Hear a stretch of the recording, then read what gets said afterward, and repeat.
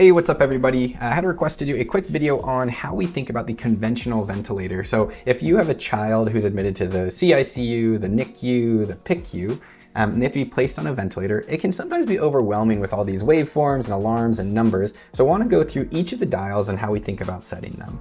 So the first is the FiO2, and this is the amount of oxygen in the air that the ventilator is delivering. The lowest we can give is 21%, and the most we can give is 100%. Usually, having to give more oxygen is a sign that things are worse or that the lungs are more sick. The next number is the tidal volume. This is the amount of air that the ventilator gives on every mandatory breath or required breath. Right now it's set to 90 cc's, and the next number, the I time, tells you how long it has to give that breath. The next number is the mandatory rate or the respiratory rate. And so in this case, it's set to 12. That means that the vent will give 90 cc's of air over 0.7 seconds 12 times per minute. I'm gonna skip over the next one and say, what is pressure support?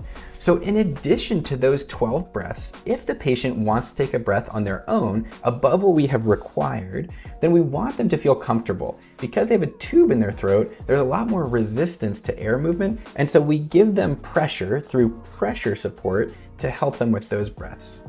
And the final number is the PEEP. This is the amount of pressure still in the ventilator at the end of a breath out, or at the end of exhalation. When patients are sick and have sick lungs, or they're sedated, the lungs have a tendency to collapse down more than they normally would for you or I. So we give this pressure to prevent atelectasis or lung collapse.